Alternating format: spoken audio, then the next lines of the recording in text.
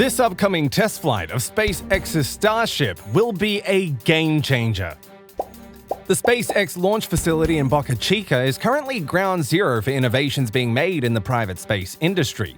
SpaceX has already completed a successfully high-altitude test flight for the Starship. This was in May 2021. The Starship SN-15 successfully performed a landing after flying 10 kilometers high.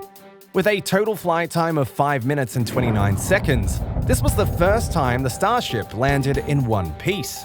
This marked a historic achievement for SpaceX. Sure, it took them a few crashes to get to this point, but that is how scientific progress is made. Now SpaceX is getting ready for the next step. They are preparing to perform a flight test of the booster stage of the Starship along with the entire Starship system. In this video, we'll be taking a look at the upcoming flight test of the entire Starship system and how it will be a game changer for the space industry.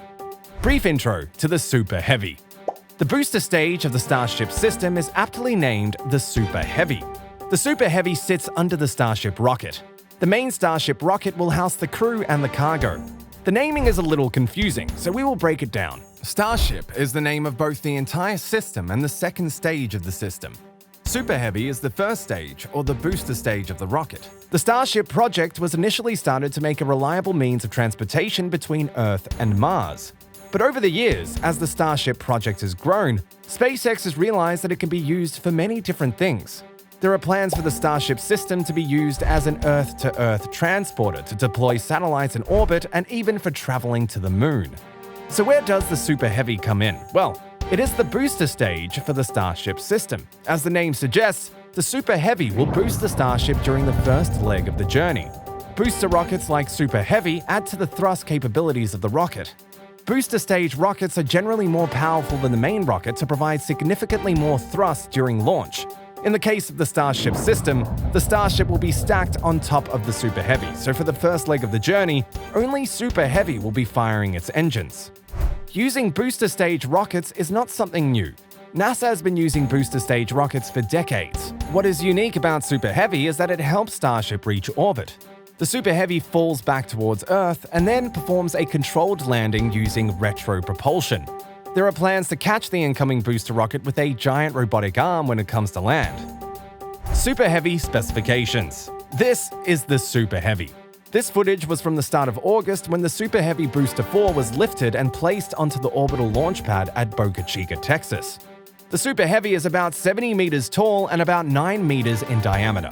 According to Elon Musk, the final version of the Super Heavy will be powered using 33 Raptor engines.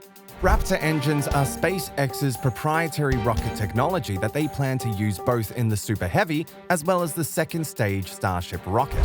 In the Super Heavy, these rockets will be in a 20-10-3 configuration, meaning 20 Raptor engines in the outside ring, then 10 in the inner ring, and finally 3 more inside. Combined, these engines would give a thrust of 72 meganewtons. For those of you confused about what stages of a rocket mean in a multi-stage system, here is a brief explanation. The convention is to count down the stages of the rocket from the bottom. So, the Super Heavy is the first stage because it's at the bottom, and then as we go up, we reach the Starship rocket, and that is the second stage. Second stage of the Starship system will be housing the crew and the cargo. It is also 9 meters in diameter and about 50 meters in height. Both stages stacked on top of one another makes the total height about 120 meters. This makes Starship the longest rocket ever created, beating the SLS Block 2 cargo and Saturn V by 9 meters. The second stage will be powered with only 6 Raptor engines. 3 of those engines are Raptor sea-level engines, meaning they are optimized to perform at sea level. And 3 of those engines are vacuum Raptor engines, as they are optimized to operate in space. Details about the first flight test of the Super Heavy. Now that we have a fair idea about the Super Heavy, let us take a look at what SpaceX has planned for the first high-altitude test of the Super Heavy.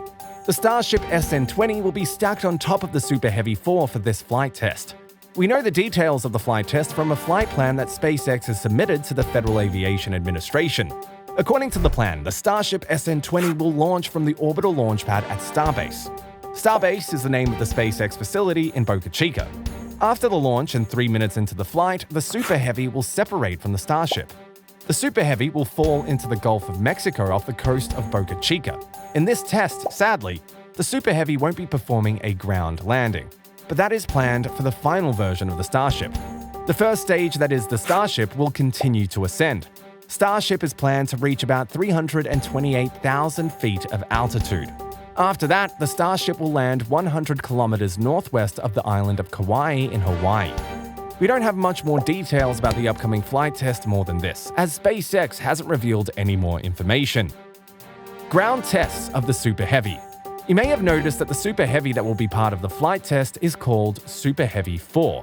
What happened to 1, 2, and 3, you might ask? Well, 1 and 2 were assembled and then scrapped. The first ever fully solid Super Heavy we got to see was the Super Heavy 3, but this prototype was only used for a few ground checks before it was dismantled. The Super Heavy 3 performed cryogenic proof testing in July. This involved the Super Heavy 3 to be filled with a few hundred tons of liquid nitrogen. Only a small amount of frost formed on the outside of Super Heavy's propellant tanks in 2 hours of activity. This is a sign of being cryo-proof. How the Starship looks right now. The most striking thing about the Starship system right now is its black hexagonal heat tiles. The Starship is using a heat shield made up of almost 15,000 ceramic tiles.